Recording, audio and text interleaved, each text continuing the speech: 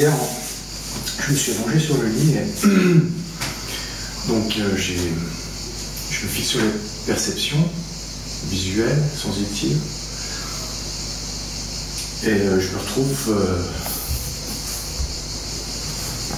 dans un point, en étant un point dans l'espace. Et je m'aperçois que ce point crée les perceptions sur lesquelles j'étais parti pour aller sur le point. Sur lesquels j'étais parti? En fait, je m'aperçois être un point dans l'espace. Oui. Et le rapport avec les perceptions? Et ensuite, je m'aperçois que c'est ce point qui crée les perceptions. Donc la vision d'un monde?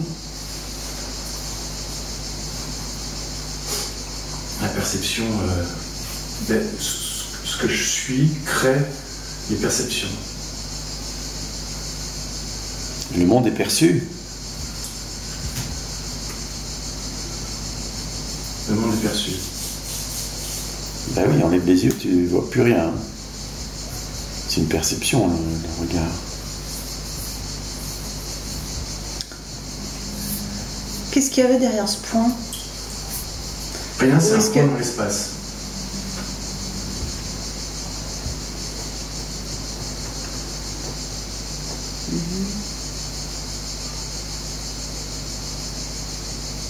Et c'est comment? C'est vide et tranquille. Il y avait un point et l'espace? Non, c'est un point dans l'espace. Mais tu es le point, tu n'es pas l'espace. Non, je suis le point. Et l'espace. Pardon? Et l'espace. Tu es le point. On est tout ensemble. Ah. Et le monde dans tout ça?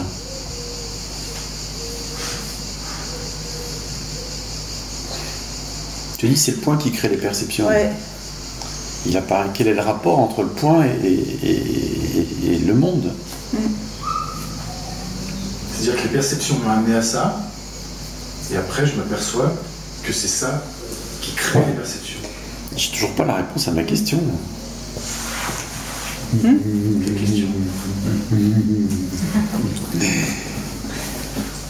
Le point crée les perceptions. Le monde est perçu. Ouais. Tu entends le son de ma voix, c'est une perception. Ouais. Tu vois mon corps, c'est une perception. Ouais. T'entends le chant des cigales, c'est une perception. T'entends l'avion, c'est une perception. Le monde est perçu. Enlève les perceptions, il n'y a pas de monde. Ouais. Quel est le rapport entre ce point et les perceptions? Le point crée les perceptions, donc le point crée le monde. Ouais.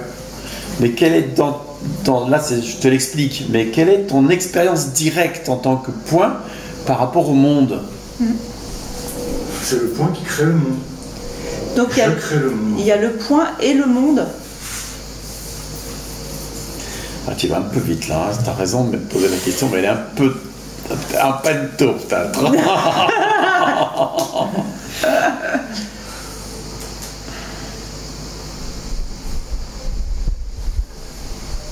Ouais. Je crée le monde. Il y a le point et le monde. Ouais. Est-ce vrai?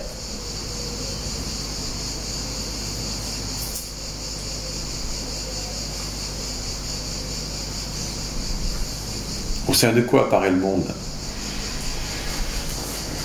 Créé par le point. C'est l'espace. Ah, je croyais que tu étais l'espace. Ouais.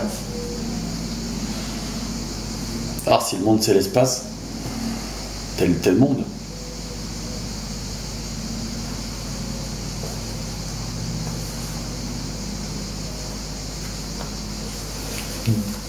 Tu vois, Pierre, c'est cette multidimensionnalité. C'est-à-dire que la conscience, notre conscience ordinaire, a du mal à se laisser aller dans ces espaces comme ça, tu vois. Et c'est pour ça qu'on te pose ces questions, parce que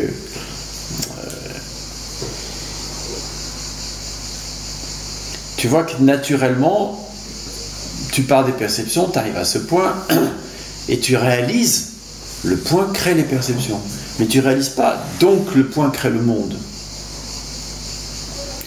Puis tu dis, bah oui, bah il y a moi, et puis il y a l'espace, et puis il y a moi, et puis il y a le monde. Puis... Mais non, mais en fait, toi, si on te pose la question, tu dis, ah ben non, en fait, je suis l'espace. Ah, mais en fait, le monde apparaît dans l'espace. Bah alors, je peux pas être le monde. Sauf que, tu vois, la conscience, elle va pas jusque-là. Il faut l'y amener. C'est comme si, je sais pas, c'est des réminiscences d'idées de séparation qui fait qu'on peut pas juste intégrer d'un coup, paf, je suis tout ça.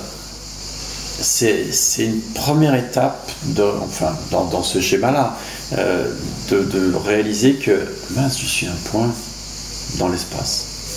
Tu vois ? Et puis la deuxième étape, c'est de réaliser, mais attends, point espace, il n'y a pas de différence, je suis l'espace.